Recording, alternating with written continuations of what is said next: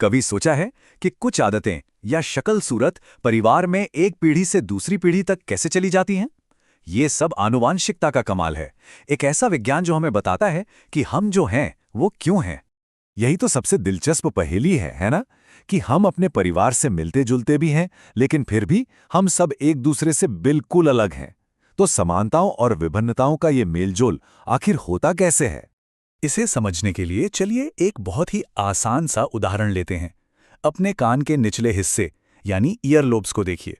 कुछ लोगों में ये बिल्कुल फ्री होते हैं, लटके हुए, और कुछ में ये सीधे चेहरे से जुड़े होते हैं। ये बस एक छोटा सा नमूना है कि जेनेटिक कोड हम सब में कितने अलग अलग तरीकों से काम करता है।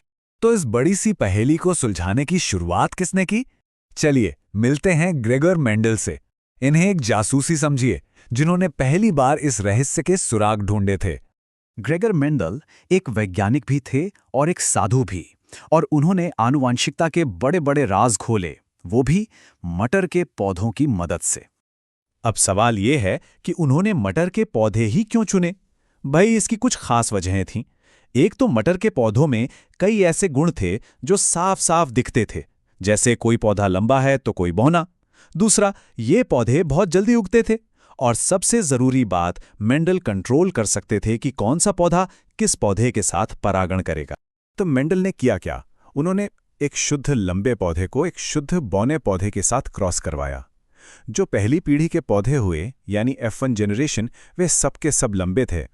ऐसा लगा जैसे बौनापन का गुण कहीं गायब ही हो गया हो। लेकिन कहानी अभी खत्म नहीं हुई थी। जब इन लंबे पौधों का आपस में परागण होने दिया गया तो अगली पीढ़ी में अरे वाह, बौने पौधे फिर से वापस आ गए। मेंडल सिर्फ देखकर हैरान नहीं हुए, उन्होंने गिनती भी की और उन्होंने पाया कि दूसरी पीढ़ी में हमेशा हर 3 लंबे पौधों के लिए एक बौना पौधा था। मतलब 75% लंबे और 25% बौने। ये 3:1 का अनुपात। यही वो बड़ा सुराग था जिसने पूरी जेनेटिक्स की दुनिया के दरवाजे खोल दिए। ये 3:1 का अनुपात कोई इत्तेफाक नहीं था। इसी से मेंडल एक जबरदस्त नतीजे पर पहुंचे, जिसने हमें प्रभावी यानी डोमिनेंट और अप्रभावी यानी रिसेसिव लक्षणों के बारे में बताया। मेंडल ने यह समझाया कि हर गुण के लिए 2 कारक होते हैं। इनमें से एक प्रभावी होता है, मतलब वो हमेशा अपना असर दिखाता है, और दूसरा अप्रभावी होता है, जो प्रभावी वाले के सामने छिप जाता है।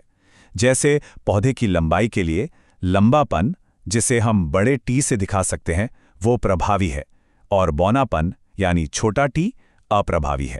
तो देखिए गणित कितना सीधा है।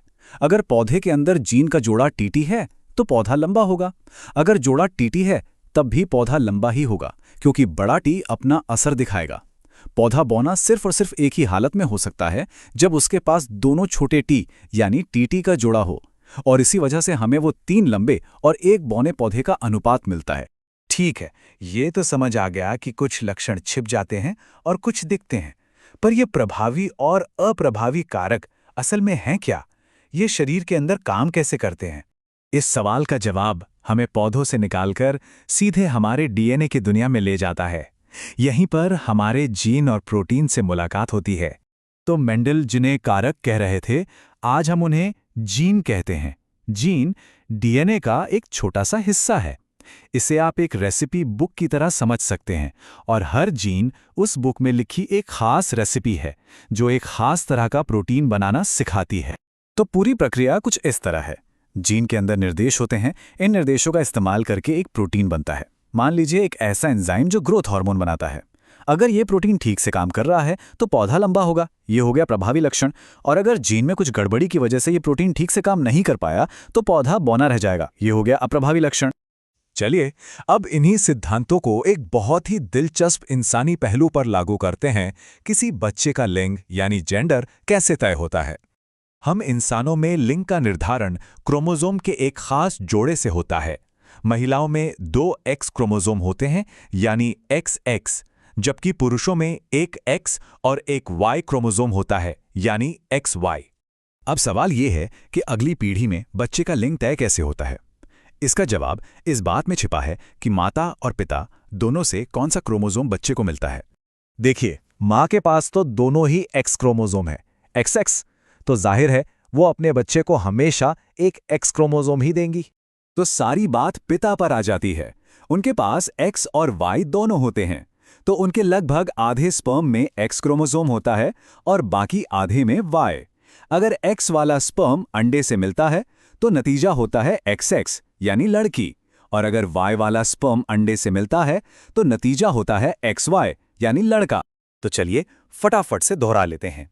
हमने सीखा कि हमारे गुण जीन के जरिए एक पीढ़ी से दूसरी पीढ़ी में जाते हैं। ये जीन प्रभावी या अप्रभावी हो सकते हैं। हमें हर जीन की एक कॉपी माता से और एक पिता से मिलती है, और इंसानों में बच्चे का लिंग इस बात पर निर्भर करता है कि पिता से X क्रोमोसोम मिला है या Y। ये सब हमें एक बहुत बड़े सवाल पर लाकर खड़ा कर देता है। अगर हमारे शरीर के इतने बुनियादी नियम इतने साफ साफ समझे जा सकते हैं, तो सोचिए जेनेटिक्स की मदद से भविष्य में क्या कुछ मुमकिन हो सकता है। इस पर सोचिएगा जरूर।